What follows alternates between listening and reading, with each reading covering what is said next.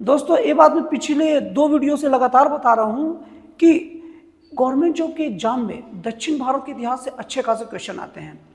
और जो government job की तैयारी जो स्टूडेंट करते हैं वो पता नहीं क्यों दक्षिण भारत के इतिहास को उतना ध्यान ही नहीं देते, और दक्षिण भारत के इतिहास से क्वेश्चन उन लोगों का बहुत ज़्यादा छूटता है। तो दोस्तों ये दक्षिण भारत के इतिहास का तीसरा सीरीज है, आप लोग इसे ध्यान से देखिए, इससे आपका अच्छा खासा क्वेश्चन बनेगा। तो दोस्तों दक्षिण भारत के इतिहास में आज हम राष्ट्रकूट वंश के बारे में पढ़ेंगे। दोस्तों मैं आपको राष्ट्रकूट वंश के बारे में थोड़ा बहुत बता दूं कि राष्ट्रकूट वंश दक्षिण भारत के इतिहास का शील्ड राजवंश है। शील्ड राजवंश का मतलब शायद ही इन्होंने कोई युद्ध को हारा हो। दोस्तों राष्ट्रकूट वंश का स्थापना दंती दुर्ग द्वारा 752 ईस्वी में किया गया था। और अगर इस वंश के प्रमुख राजाओं की बात करें तो इस वंश के प्रमुख राजाओं में कृष्ण प्रथम, ध्रुव, फिर गोविंद तृतीय, फिर अमोघ वर्ष, फिर कृष्ण द्वितीय, फिर इंद्र तृतीय और कृष्ण तृतीय इस वंश के प्रमुख राजा हैं।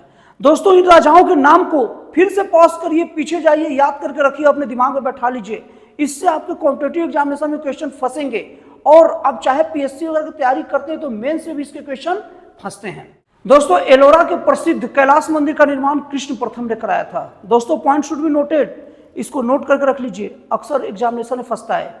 कृष्ण प्रथम में कैलाश के एलोरा मंदिर का निर्माण करवाया था। इसके बाद अगर इस वंश के अगले राजा की बात करें तो ध्रुव एक पहला ऐसा राजा था जिसने कन्नौज के अधिकार को लेकर त्रिपक्षीय संघर्ष से भाग लिया, और इसने प्रतिहार नरेश वत्सराज को और पाल नरेश धर्मपाल को हराया था। दोस्तों पॉइंट शुड बी नोटेड, कौन सा ऐसा दक्षिण भारत का राजा था जो त्रिपक्षीय संघर्ष से भाग लिया और प्रतिहार नरेश और पाल नरेश धर्मपाल जैसे राजाओं को एक ही बार में हराया? वो राजा था ध्रुव। और ध्रुव को सब लोग धारा वर्ष भी कहते हैं। ये बहुत काम का चीज, आप लोग नोट करके रखिएगा। दोस्तों इस वंश का अगला जो धुरंधर राजा हुआ वो था गोविंद तृतीय। इसने भी त्रिपक्षीय संघर्ष में भाग लिया और प्रतिहार नरेश नागभट्ट द्वितीय को और पाल नरेश धर्मपाल को हराया।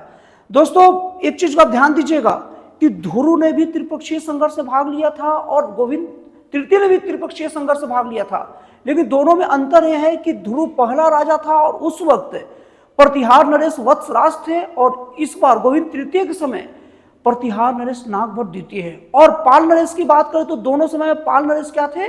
समान थे।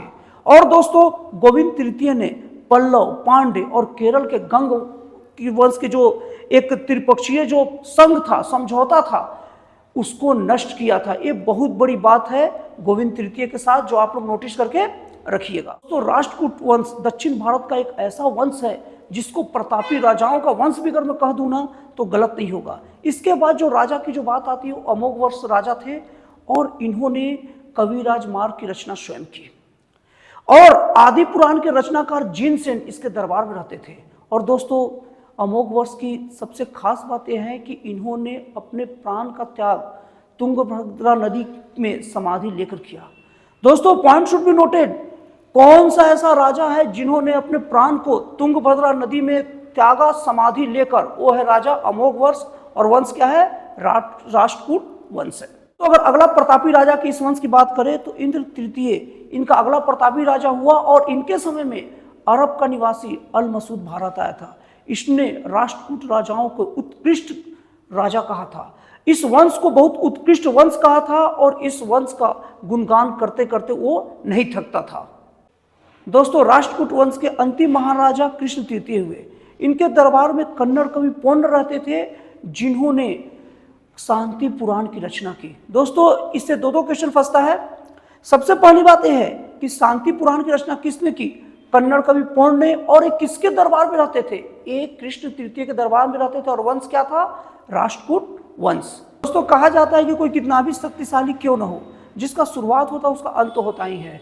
दोस्तों कल्याणी के चालुक्य वंश के तैलप द्वितीय ने तत्कालीन राष्ट्रकूट के अंतिम राजा कर्क को हराकर 973 ईस्वी में पुनः चालुक्य वंश की नींव रखी, और इस तरीके से राष्ट्रकूट वंश का अंत हुआ। तो अगर निर्माण कला की बात करें तो राष्ट्रकूट वंशों ने महाराष्ट्र के एलोरा और एलिफेंटा में गुहा मंदिरों का निर्माण कराया।